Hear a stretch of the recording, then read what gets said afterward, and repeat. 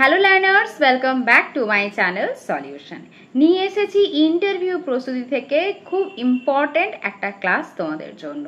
তো অনেক ধরনের টপিক আমি তোমাদের সাথে ডিসকাশন করেছি গতকাল। সিলেবাস কি ইন্টারভিউ সেটা সম্পর্কেও কিন্তু ডিসকাশন করেছি। তার সঙ্গে ক্লাসের পিডিএফ তোমাদের আমি টেলিগ্রাম চ্যানেলে দিয়ে দিয়েছি। যারা এখনো অবধি যুক্ত হওনি টেলিগ্রাম চ্যানেলে, প্রত্যেককেই বলবো অবশ্যই কিন্তু টেলিগ্রাম চ্যানেলে যুক্ত হয়ে যেও। আজকের ক্লাসটাও ইম্পর্টেন্ট। কেন ইম্পর্টেন্ট তোমরা থাম্বনেল প্রত্যেকেই দেখেছো। তো আজকে আলোচনা করব ইন্টারভিউ কক্ষে কি করবে এবং কি করবে না, কোনটা তোমার করা উচিত এবং কোনটা তোমার করা অনুচিত। অনেকেই ইন্টারভিউ বোর্ডে যাও কিন্তু কয়েকটা যে ভাবভঙ্গি থাকে, আচার আচরণ থাকে, কথাবার্তা যেগুলো বলা উচিত নয় কিন্তু সেগুলো তোমরা বলে ফেলো বা করে ফেলো, যে ভুলভ্রান্তিগুলোর জন্য ইন্টারভিউ থেকে কিন্তু তোমাদেরকে ফিরে আসতে হয় খালি হাতে। তো আজকে সেই কয়েকটা ছোট্ট ছোট্ট সূক্ষ্ম বিষয় তোমাদেরকে বলবো, যেগুলো তোমাদেরকে মাথায় রেখে কিন্তু আগামী দিনে প্রাথমিকের যে ইন্টারভিউ হতে চলেছে সেই ইন্টারভিউতে তোমরা প্রবেশ করবে। চলো তাহলে শুরু করে দিই আজকে আমাদের ক্লাস। আর ভিডিওটা যদি তোমাদের ভালো লেগে থাকে প্রত্যেককেই বলবো অবশ্যই লাইক করবে, বন্ধুদের সাথে শেয়ার করবে এবং চ্যানেলে যদি নতুন হয়ে থাকো অবশ্যই কিন্তু চ্যানেলটাকে সাবস্ক্রাইব করবে। Let's start. প্রথমেই বলবো কি করবে। তো আমি তোমাদের 10-11টা পয়েন্ট সাজিয়ে নিয়েছি নিজের মতো। তো প্রথমে তোমাদেরকে বলি, দেখো প্রথম যে পয়েন্ট আমি বলবো সেটা হচ্ছে শুভেচ্ছা বিনিময় করে অনুমতি নিয়ে চেয়ারে ঠিকভাবে বসতে হবে। অনেকেই আমরা কি করি, যেটা তোমাদের প্রথমে হয়ে থাকে, যেটা একটা ফ্যাক্ট তোমাদের সাথে আমি শেয়ার করি, এর আগেও আমি ইন্টারভিউ অভিজ্ঞতার ক্লাসে তোমাদের সাথে শেয়ার করেছি। অনেক সময় কি হয় দেখবে, ইন্টারভিউ যে কক্ষ হয়, গতবারের ইন্টারভিউর অভিজ্ঞতা থেকে তোমাদেরকে বলছি, একটা ছোট্ট ঘর হয়, একদম ছোট্ট ঘর হয়। সেই টেলিফোন বুথ দেখেছো তো, আগেকার দিনে যেমন টেলিফোন বুথ হতো তার থেকে একটু বড় হয়। সেখানে 3 জন বা 4 জন থাকে ইন্টারভিউ কক্ষে। তোমাকে ওখানে প্রবেশ করিয়ে দেওয়া হয়। তো তোমাকে যেখানে দাঁড় করিয়ে দেওয়া হবে সেখান থেকেই তুমি পারমিশন নেবে যে ম্যাডাম বা স্যার আমি কি আসতে পারি। তো মানে ওনারা কি হয় তোমাকে বলে দেয় হ্যাঁ চলে যান চলে যান। তো তোমাদেরকে যেখানে দাঁড় করানো হবে সেখান থেকেই তোমরা কিন্তু পারমিশন নিয়ে ঢুকবে। এবারে পারমিশন নিয়ে ঢোকার পর যতক্ষণ না তোমাকে বসতে বলা হচ্ছে তুমি কিন্তু ততক্ষণ বসবে না। এটা কিন্তু মাথার মধ্যে রাখবে, এটা করতে হবে তোমাদেরকে। এবং অবশ্যই শুভেচ্ছা বিনিময় করবে। এবারে অনেকের ক্ষেত্রে একটা বিষয় কাজ করে, ধরো ফার্স্ট হাফে এক্সাম হচ্ছে, ধরো সকাল 10টায় এক্সাম হচ্ছে, সেক্ষেত্রে তুমি অবশ্যই সুপ্রভাত বলতে পারো বা চাইলে গুড মর্নিং বলতে পারো। যদি তোমাদের ধরো দুপুরবেলা ইন্টারভিউ হচ্ছে তো সেক্ষেত্রে তোমরা অনেকের মধ্যে এই সংশয়টা থাকে, কি বলবো, শুভ অপরাহ্ন বলবো নাকি গুড আফটারনুন বলবো। তো আমি বলবো সেক্ষেত্রে যদি তোমাদের এরকম দোটানা বিষয়টা থেকে থাকে, তোমরা এই বিষয়টা সম্পূর্ণ স্কিপ করে যেতে পারো। জাস্ট তোমাদেরকে হয়তো বসতে বলা হলো, তোমাকে বসতে বলা হলো যে ঠিক আছে বসুন বসুন, তো অবশ্যই কিন্তু ধন্যবাদ বলবে। তুমি যদি গুড মর্নিং বা গুড আফটারনুন, অনেক ক্ষেত্রে দেখবে গতবারে 2014 ইন্টারভিউর ক্ষেত্রে রাত্রি 7টা-8টা অব্দি ইন্টারভিউ হয়েছে, তো সেক্ষেত্রে মনে হতে পারে যে গুড ইভিনিং কি বলবো। তোমার যেটা সুবিধা হয় তুমি সেরকম ভাবে বলতে পারো। এখানে কিন্তু কোনো রকম নেগেটিভ মার্ক আসবে না। তবে অবশ্যই শুভেচ্ছা বিনিময়ের ক্ষেত্রে ধন্যবাদ স্যার বা ধন্যবাদ ম্যাডাম এই কথাটা অবশ্যই কিন্তু মেনশন করবে। এই হলো 1 নম্বর পয়েন্ট, যেটা তোমরা করবে অবশ্যই। এবারে 2 নম্বর পয়েন্টে আসে, সেটা হচ্ছে ড্রেস কোড। খুব সুন্দর স্বাভাবিক, যেন চোখের দৃষ্টি মধুর হয় এই রকম ড্রেস পরবে। একটা ক্যাজুয়াল ড্রেস পরে চলে গেলাম যা হোক করে, মেয়েদের ক্ষেত্রে বলছি অবশ্যই শাড়ি পরার চেষ্টা করবে। যদি শাড়ি পরতে না পারো, শাড়ি অবশ্যই এমন রঙের পরবে যেটা কি বললাম চোখে দেখতে ভালো লাগে। আমি বলবো না যে একদম খুব সাদা ধবধবে একটা শাড়ি পরে যাও, এরকম বলবো না। লাইট কালারের পরে যাওয়ার চেষ্টা করো। আর অবশ্যই ব্লাউজ যেটা পরবে খুব বেশি পিঠ কাটা যেন না হয়, এগুলো তোমরা প্রত্যেকেই জানো, আমার আলাদা করে কিছু বলার দরকার নেই। অবশ্যই যেটা বললাম ছেলেদের ক্ষেত্রে হয়তো একটা চপ্পল পরে চলে গেলে এরকম যেন না হয়। তোমাদের যত লাইট কালারের শার্ট পরলে তার সঙ্গে তোমরা একটা ম্যাচিং করে মানে ডিপ কালারের তোমরা প্যান্ট পরবে এবং তার সঙ্গে অবশ্যই শু পরবে। তোমাদের মনে হতে পারে যে ওনারা তো টেবিলের ওপাশে থাকেন, আমার কি জুতো দেখতে পাবেন, এটা কিন্তু নয়। তোমার পুরো গেট আপটাই কিন্তু ওনারা পর্যবেক্ষণ করবেন। যেহেতু তুমি যখন ডেমো দেবে তো সেক্ষেত্রে কিন্তু তোমার ড্রেসটা পুরোপুরি দেখার সুযোগ থাকে। এবং মেয়েদের ক্ষেত্রে বলছি চুল একদম এলো করে যাবে না। যদি তোমাদের ছোট চুল হয় তো একটা ক্ল্যাচার দিয়ে যাওয়ার চেষ্টা করো বা ছোট ছোট ক্লিপ দিতে পারো, একদম চুল না খুলে যাওয়াটাই বেটার হবে। চাইলে তোমরা বেনি করতে পারো, তবে দুদিকে বেনি নয়, একদিকে তোমরা কিন্তু অবশ্যই বেনি করে যাওয়ার চেষ্টা করবে। এটা হচ্ছে 2 নম্বর পয়েন্ট। নিজেকে যেন একটা স্মার্টনেস আসে নিজের মধ্যে থেকে, যে তোমার যেন গেট আপটা যেন সুন্দর হয় না একটা কথা আছে, পেহলে দর্শনধারী ফির গুণ বিচারি, সেই রকম তোমার দর্শনটা, তোমার যেন মুখশ্রীটা, আমি বলছি না এখানে খুব মেকআপ করে যেতে, খুব লিপস্টিক পরে গেলে, খুব বড় বড় ইয়াররিং পরে গেলে এই রকম না, খুব বেশি ফাউন্ডেশন লাগিয়ে যেতে হবে তা কিন্তু নয়, খুব নর্মাল লুকে যাবে। যেই ড্রেসটাই তুমি পরবে সেই ড্রেসে তুমি যেন কমফোর্টেবল হও এবং তার সঙ্গে সেটা যেন মানানসই হয়। ওকে, চলো এই হচ্ছে তোমাদের 2 নম্বর পয়েন্ট। এবারে 3 নম্বর পয়েন্ট বলি। এর আগের দিন যে টপিকগুলো নিয়ে আমি ডিসকাশন করেছি, এটা হচ্ছে 3 নম্বর পয়েন্ট। নিজের বিষয়, অবশ্যই নিজের সাবজেক্ট, গ্র্যাজুয়েশনের সাবজেক্ট বা যারা এইচএস এর সাবজেক্ট বলতে চাও এইচএস এর সাবজেক্ট, তার সঙ্গে জেনারেল অ্যাওয়ারনেস এবং কারেন্ট অ্যাফেয়ার্সে নিজেকে সমৃদ্ধ করতে হবে। ঠিক আছে, হঠাৎ করে কোনো একটা টপিক হয়তো গতকাল ঘটে গেছে, কোনো একটা খুব উল্লেখযোগ্য ঘটনা, তোমাকে জিজ্ঞাসা করলো আচ্ছা গতকাল তো এই ধরনের একটা ঘটনা ঘটে গেছে, তো আপনি এই সম্পর্কে কি ভেবেছেন বা কি মন্তব্য করতে চান, তুমি হয়তো সেই খবরটা সম্পর্কে ওয়াকিবহালি নয়। এটা আমি গতকালের ক্লাসে আলোচনা করে দিয়েছি, তাই এই আজকের ক্লাসে এই বিষয়টাকে বলে আমি আর দীর্ঘায়িত করতে চাই না। ঠিক আছে, মোটামুটি ভাবে নিজের সাবজেক্ট, মানে এখানে বলবো যে 16টা টপিকের কথা আমি বলেছি, সেই 16টা টপিক সম্পর্কে কিন্তু যথেষ্ট নলেজ নিয়ে তোমাদেরকে ইন্টারভিউ কক্ষে প্রবেশ করতে হবে। এই হচ্ছে 3 নম্বর পয়েন্ট। এবারে 4 নম্বর পয়েন্টে আসি, সেটা হচ্ছে দেখবে একটা কথা আমি তোমাদের বারবার বলি, যারা সুবক্তা হন তারা কিন্তু তার আগে সুশ্রোতা হন। অর্থাৎ কি, আমরা যখন বলবো আমরা তখনই ভালো বলতে পারবো যখন আমরা খুব ভালোভাবে শুনবো। একটা কথা আছে যে ভগবান আমাদেরকে একটা মুখ দিয়েছে কিন্তু 2টো কান দিয়েছে। কেন 2টো কান দিয়েছে? যাতে আমরা দ্বিগুণ শুনতে পারি আর কম বলতে পারি।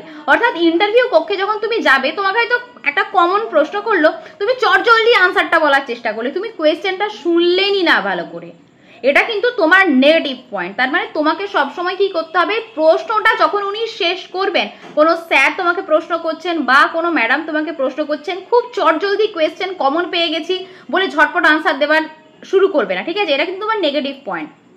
তুমি খুব ধৈর্য সহকারে মন দিয়ে কথাটা শুনবে, তারপর 2 সেকেন্ড ভেবে নেবে, তারপর এমনটা নয় যে প্রচুর সময় ধরে ভাবছো, এরকম না।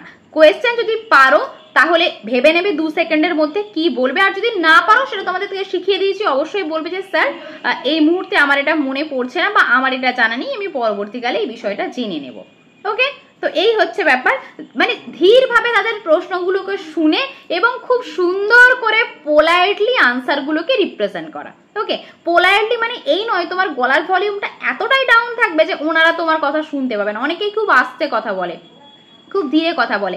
এই সিচুয়েশনটা আমি তোমাদের সাথে আগেও শেয়ার করেছি। ইন্টারভিউ দেখবে 10টা টেবিলে হয়, মানে তোমার আশেপাশে 10খানা রুম আছে, সেখান থেকে যথেষ্ট পরিমাণ নয়েজ কিন্তু আসবে, প্রচন্ড গম গম করে ইন্টারভিউ কক্ষ। ঠিক আছে, তো তুমি হয়তো পড়াচ্ছ, তোমার পাশে কেউ, যেটা তোমাদেরকে বলেছিলাম আমার ক্ষেত্রে যেটা হয়েছিল, পাশের রুমে একজন খুব জোরে জোরে কুমোর পাড়ার গরুর গাড়ি, বোঝাই করা, কলসিহারি এত জোরে জোরে পড়াচ্ছিল, আমার কানে গিয়ে আসছিল। কিন্তু তোমার মাইন্ড ডাইভার্ট করলে চলবে না, তোমাকে একদম মাইন্ড ডাইভার্ট না করে কনসেন্ট্রেট করে প্রশ্নগুলোকে শুনতে হবে এবং সুন্দর করে নিজেকে আনসার দিতে হবে। তো এই হচ্ছে তোমাদের 4 নম্বর পয়েন্ট। এবারে 5 নম্বর পয়েন্টের কথায় আসি। বারবার বলি, ব্যাচেও বারবার বলি, তোমাদেরকেই বলছি একই কথা, সকল সদস্য, ইন্টারভিউ বোর্ডে যে কজন সদস্য আছে প্রত্যেকের সঙ্গে কিন্তু আই কন্ট্যাক্ট করতে হবে। এমনটা নয় একজন তোমাকে প্রশ্ন জিজ্ঞাসা করছে তার দিকেই তুমি সারাক্ষণ তাকিয়ে আছো, বা অনেকেই ভাবে যে ম্যাডামদেরকে বেশি খুশি করতে হবে, এরকম কিন্তু নয়। প্রত্যেকের সঙ্গে কিন্তু আই কন্ট্যাক্ট করবে। ধরো 3 জন রয়েছে তোমার কাছে বোর্ডে, তো প্রত্যেকের দিকেই কিন্তু তুমি তাকিয়ে আনসারগুলো বলবে, সবার দিকে তাকাবে। যখন ধন্যবাদ স্যার বা ধন্যবাদ ম্যাডাম বলবে, কোনো একজনের দিকে তাকিয়ে বলবে না, প্রত্যেকের দিকে তাকিয়ে দেখে ধন্যবাদ স্যার, ধন্যবাদ ম্যাডাম। ঠিক আছে, ব্যাস এরকম করেই তোমরা কিন্তু নিজেকে রিপ্রেজেন্ট করবে। এই হচ্ছে 5 নম্বর পয়েন্ট। এবারে 6 নম্বর পয়েন্টে আসি। সব সময় যেটা তোমাদেরকে বলি, সেলফ কনফিডেন্স, আত্মবিশ্বাস নিজের মধ্যে রাখতে হবে। কোনো রকম ভাবে আত্মবিশ্বাস হারালে চলবে না। আর কোনো একটা কথা হয়তো তোমার জীবনের সঙ্গে জড়িত, তোমার ইমোশনের সঙ্গে জড়িত, সেটা বলতে বলতে তুমি খেয়েই হারিয়ে ফেললে, এটা যেন কিন্তু না হয়।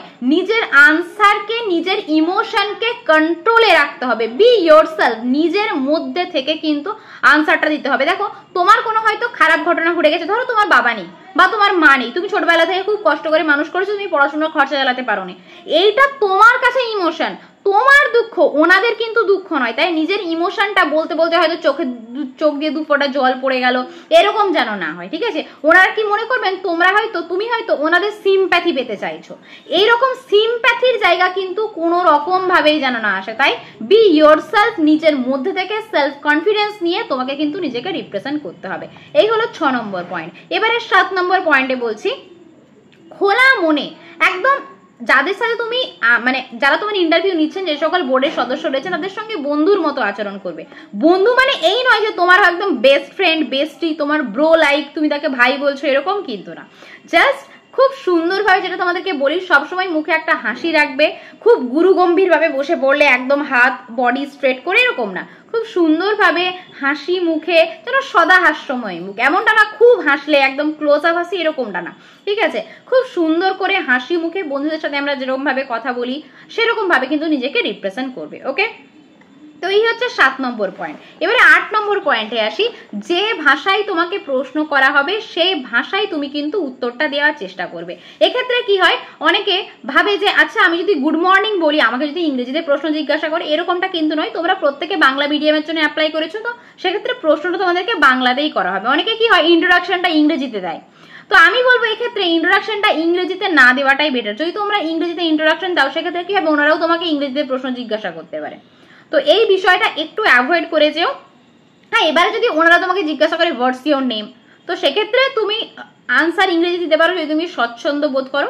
অতএব এছাড়া আমি তোমাদেরকে বলছি একটা উপায় এখান থেকে বেরোনোর, তোমরা বলে দিতে পারো স্যার আমি বাংলা ভাষাতেই বলতে স্বচ্ছন্দ বোধ করি, তো আমি কি বাংলাতে বলতে পারি? অবশ্যই পারমিশন নিয়ে কিন্তু তুমি বাংলাতে এগোবে, ঠিক আছে? আর যদি ইংরেজিতে কনফিডেন্স থাকে তোমার মধ্যে, তাহলে অবশ্যই ইংরেজিতে তুমি আনসার দিতে পারো। তো অবশ্যই যেটা হয়ে থাকে আমি সেটা তোমাদেরকে বলি, যে বাংলাতেই কিন্তু প্রশ্ন জিজ্ঞাসা করা হয়। ওকে, তো এই হচ্ছে তোমাদের 8 নম্বর পয়েন্ট। এবারে 9 নম্বর পয়েন্টে আসি, নিজের প্রতি সৎ হতে হবে। কোনো রকম মিথ্যা কথা এখানে কিন্তু অ্যালাউ করা যাবে না। অনেকে কি হয়, নিজেকে একটু সিম্প্যাথি পাওয়ার জন্য, আমার বাবা খুব গরিব বা আমাকে পড়াশুনো করাতে পারেনি, আমাদের আর্থিক অবস্থা খারাপ, অনেকে মিথ্যে কথা বলে ফেলে। কারো হয়তো সেটা হবি নয়, সেটাকে হবি বানিয়ে দিচ্ছে। মিথ্যে কথা বললে কিন্তু ধরা পড়ে যায়। ওনারা কিন্তু যারা বোর্ডে রয়েছেন ওনারা কিন্তু প্রচন্ড অভিজ্ঞ মানুষ, ঠিক আছে?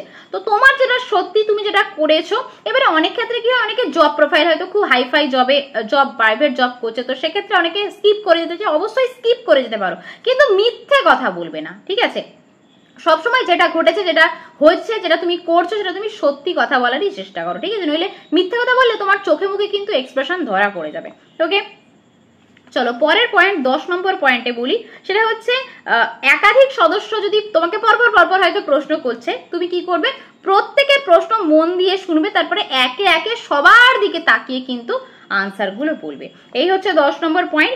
11 নম্বর পয়েন্টে বলি, কোনো কিছু হয়তো বিষয় তোমাকে ওনারা কনফিউজ করে দেওয়ার চেষ্টা করছেন। তোমাকে হয়তো জিজ্ঞাসা করলো যে আচ্ছা মিড ডে মিলে তো অনেক ক্ষয়ক্ষতি হয়, ক্ষয়ক্ষতি মানে দ্যাট মিনস যে টাকার অপব্যয় হয়ে থাকে, মিড ডে মিল কি খাওয়ানোর দরকার, সমস্ত জায়গায় কি খাওয়ানোর দরকার আছে?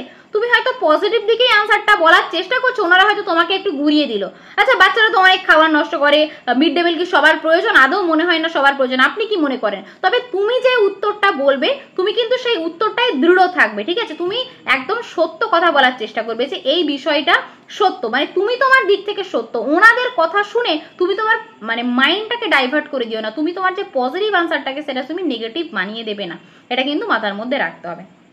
ওকে, এবার লাস্ট যে পয়েন্টটা তোমাদেরকে আমি বলবো, সেটা হচ্ছে তুমি হয়তো জীবনে যেমনই মানে মানুষ হও না কেন, তুমি হয়তো খুব মানে কি বলবো, যে বাউন্ডুলে টাইপের, হয়তো তুমি মজা করতে ভালোবাসো, আনন্দ করতে ভালোবাসো, সবসময় হই হুল্লোড় করতে ভালোবাসো, কিন্তু ইন্টারভিউ বোর্ডে তোমাকে যেন দেখে মনে হয় তুমি প্রাইমারি শিক্ষক হওয়ার জন্য যোগ্য।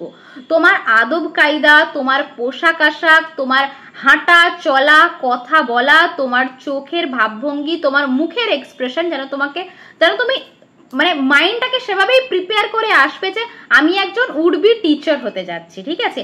এই অ্যাপিয়ারেন্স যদি তোমার মধ্যে থাকে, আমার মনে হয় তুমি কিন্তু ইন্টারভিউর জন্য এক ধাপ এগিয়ে গেলে অন্যদের থেকে। তো এই কয়েকটা পয়েন্ট তোমাদের সাথে শেয়ার করলাম, যেগুলো তোমরা ইন্টারভিউর জন্য কিন্তু অবশ্যই করবে। এরপরে চলো কয়েকটা পয়েন্ট তোমাদেরকে বলি যেগুলো ইন্টারভিউতে একেবারেই করবে না।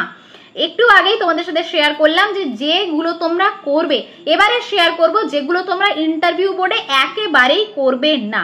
ওকে, চলো প্রথম যে পয়েন্টটা বলবো, যেটা তোমাদেরকে সবসময় বলি, ইন্টারভিউ বোর্ডে ঢোকার আগে খুব ঢোক গিলছো হয়তো, হাত নখ খুঁড়ছো হয়তো, বা প্রচন্ড ঘামছো। কেন আমরা ঘামি? আমরা প্রচন্ড টেনশনে ঘামি, ঠিক আছে। তাই হীনমন্যতায় ভুগলে কিন্তু একেবারে চলবে না। প্রচন্ড সেলফ কনফিডেন্স নিজের মধ্যে কিন্তু রাখতে হবে, ঠিক আছে।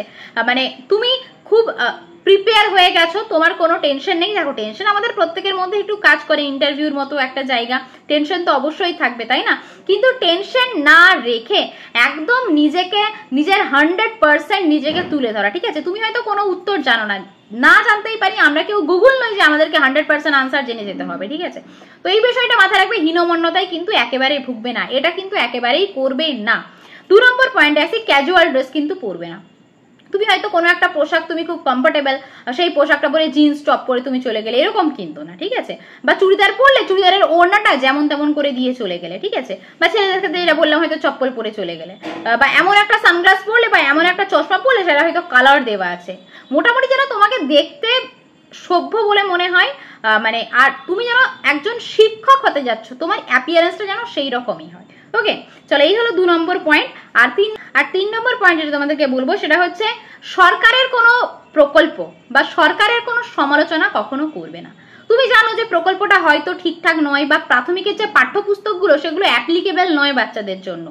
প্রাইভেট বোর্ডে যারা পড়াশোনা করে তাদের হয়তো পড়াশোনার মান অনেক বেশি উন্নত, প্রাইমারি স্কুলের পাঠ্যপুস্তকটা ততটা উন্নত নয়, সেখানের মতো সেরকম কিছু নেই। কিন্তু তুমি কখনোই বলবে না যে প্রাথমিকের যে পাঠ্যপুস্তকগুলো সেগুলো ভালো নয়। তুমি সবসময় কিন্তু প্রশংসাই করবে। প্রশংসা মানে এমন নয় যে বিরাট কিছু প্রশংসা করছো, ঠিক আছে। মোটামুটি ভাবে তোমার আচরণে যেন মনে হয় তুমি খুব পজিটিভ মাইন্ড নিয়ে এসেছো। ওকে, পরবর্তী পয়েন্ট যেটা বললাম, যে তোমাদের হচ্ছে শত উস্কানিমূলক প্ররোচনা যাই দিক না কেন, নিজের মেজাজ কিন্তু হারাবে না।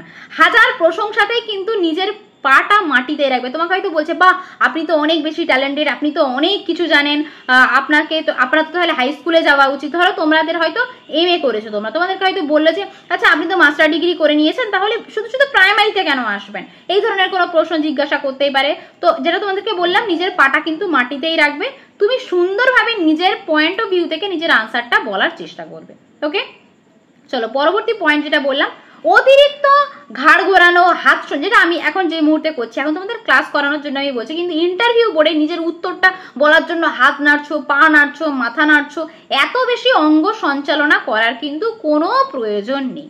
ওকে, এবারে পরবর্তী পয়েন্ট যেটা বললাম, কনফিডেন্স ভালো, নট ওভার কনফিডেন্স। কখনোই তোমাকে যেন দেখে না মনে হয় তুমি প্রচন্ড ওভার কনফিডেন্স, তুমি সমস্ত জেনে এসছো, তুমি সর্বজ্ঞানী, তুমি সব জানতা, এরকম যেন তোমার আচরণে না মনে হয়। তোমাকে যেন মনে হয় তুমি খুব ডিসেন্ট, তুমি খুব পোলাইট, তোমার ধৈর্য রয়েছে, তোমার আত্মবিশ্বাস রয়েছে নিজের সম্পর্কে, এগুলো যেন দেখে তোমাকে ফিল করে ওনারা যারা ইন্টারভিউ বোর্ডে রয়েছেন। ওকে, কোনো রকম ভাবেই তোমাকে যেন দেখে না মনে হয় ওভার কনফিডেন্স, আত্মবিশ্বাস হয়ে গেলে কিন্তু মুশকিল আছে।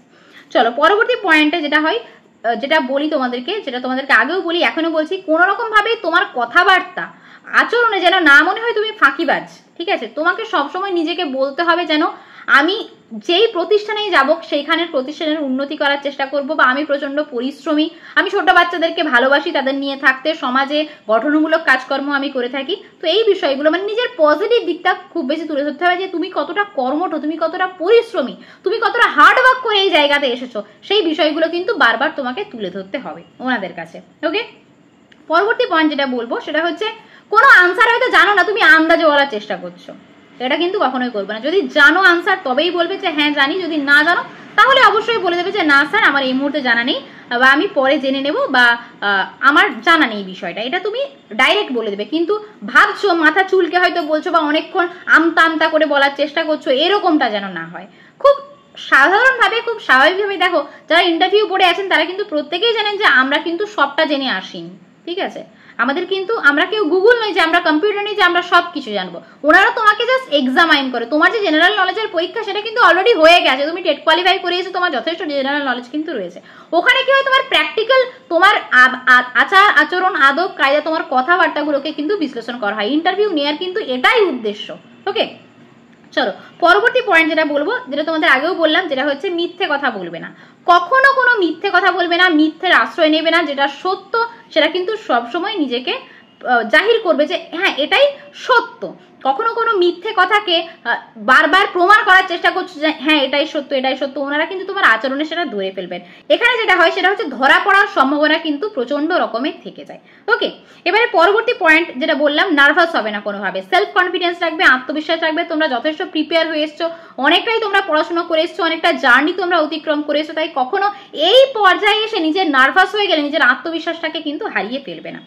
আর যেটা লাস্ট বলবো, একই রকম কথা বারবার বলবো, চাপের মুখে পড়ে নিজের কিন্তু আনসার চেঞ্জ করবে না, কোনো পজিটিভ দিক থেকে কোনো নেগেটিভ দিকে কিন্তু নিয়ে যাবে না, এটুকুই বলার তোমাদের। তো এই কয়েকটা পয়েন্ট যদি তোমরা মেনটেন করো, আমার মনে হয় ইন্টারভিউতে আর কোনো রকম কোনো প্রবলেম হবে না। তাহলে আজকে যেটা তোমাদের সাথে আলোচনা করলাম, কি কি করবে আর কি কি করবে না, কোন কোন কাজগুলো করা উচিত কোন কোন কাজগুলো করা উচিত নয়, আশা করি ভিডিওটা তোমাদের খুব হেল্পফুল হবে। যদি কোথাও কোনো রকম কোনো কোয়েরি থেকে থাকে, তোমরা চাইলে আমাকে টেলিগ্রামে SMS করতে পারো বা ইউটিউবে তোমরা কমেন্ট করতে পারো যদি কোথাও কোনো কোয়েরি থাকে। আর ডেমো ক্লাসের ভিডিও তো তোমাদের রেগুলার চলছে, কোয়েশ্চেন আনসারও আমি তোমাদের করানোর চেষ্টা করছি। আর কি ধরনের ভিডিও তোমরা চাইছো, সহজ পাঠের উপর খুব জলদি আমি একটা ভিডিও আনবো। তোমরা অনেকেই আমাকে বলেছো যে সহজ পাঠ থেকে কিন্তু ভিডিও আনতে, তো আমি চেষ্টা করছি। আমার PDF প্রায় রেডি হয়ে গেছে, আমি কিছুদিনের মধ্যেই তোমাদের সহজ পাঠের উপর একটা ভিডিও দিয়ে দেবো। তোমরা চাইলে আমাকে ফেসবুক এবং হোয়াটসঅ্যাপেও ফলো করতে পারো। আর যারা যারা এখনো অবধি টেলিগ্রাম চ্যানেলে যুক্ত হওনি, অবশ্যই যুক্ত হয়ে যাও। ভিডিওটা যদি ভালো লেগে থাকে তাহলে লাইক শেয়ার সাবস্ক্রাইব করতে কিন্তু একেবারে ভুলো না। Thanks for watching.